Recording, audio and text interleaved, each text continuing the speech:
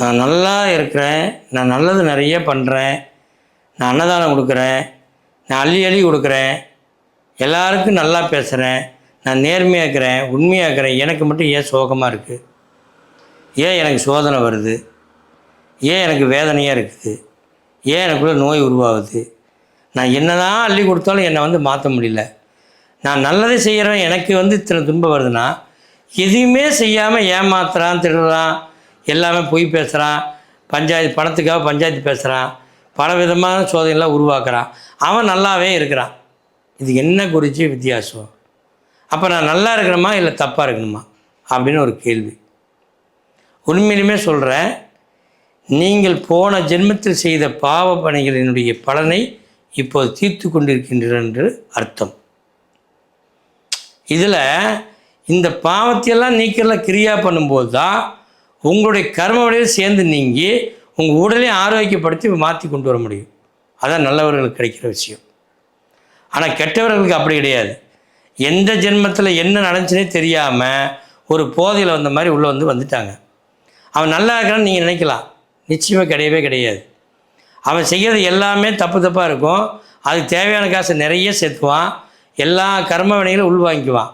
கடைசி என்ன பண்ணும்? வெச்சு பண்ணும். பாருங்கள், கோடி கணக்கில் பணம் இருக்கும், அவன் பிள்ளை அவன் பேச்சு கேட்காது, அவன் பையன் அவன் பேச்சு கேட்க மாட்டான், அழிவுக்குள்ள சொத்தளிக்கிறதுக்குண்டான தகுதி வந்துடும். இல்லை அவனுக்கு தீராத நோய் தீர்க்க முடியாது, பெரிய ஆபத்தில் போய் மாட்டிக்குவான். ஒன்று புரிஞ்சுக்க, ரவுடி வெட்டி தான் சாகிறான், புத்தி தீட்டுறவன் புத்தியால் சாகிறான், அறிவு தீட்டுறவன் அறிவால் சாகிறான், கத்தி தீட்டுறவன் கத்தியால் சாகிறான், திருடனால் அடிபட்டு சாகிறான். இந்த மாதிரி இந்த பிரபஞ்சத்தில் நீங்கள் என்ன கேட்டீங்களோ அதுபடி தான் நடக்கும். அதனால் நீங்கள் இப்போ செஞ்சுட்டு இருக்கிறதெல்லாம் பாவம்னு நினைக்க வேண்டாம்.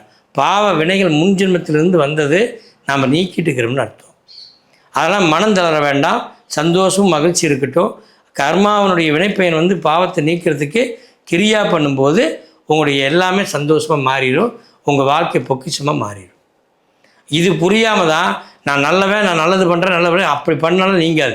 ஏன்னா ஜென்மாந்த தொடர்பில் இருக்கிற கர்மம் நீங்கினா தான் நல்லது நடக்க ஆரம்பிக்கும். அவனுக்கு ஜென்மாந்த தொடர்புனா என்னன்னே தெரியாது, எல்லாமே பண்ணிவிட்டு மக்கியா மறுபிறவி இங்கேயே எடுத்து அந்த பிறவிலையும் எல்லாமே அனுபவிச்சு தான் வெளியே வருவான். அதனால் அந்த பிறவி எடுக்கிற மறுபிறவி எடுக்கிற யோகம் அவனுக்கு, உங்களுக்கு பிறவியே இல்லாத பெருங்கடன் அப்படின்னு சொல்லக்கூடிய பாக்கியம் உங்களுக்கு. அதனால் நிச்சயமாக நீங்கள் நல்லவர்களாகவே இருங்கள். வாழ்க்கை உயரும், மதிப்பு கூடும், செல்வம் பெருகும், பேரானந்தமாக வாழலாம். அதில் ஒவ்வொருவரும் இதை முறைப்படி கையாளுங்கள், நிச்சயமாக நல்லா இருக்க முடியும். நன்றி, வணக்கம்.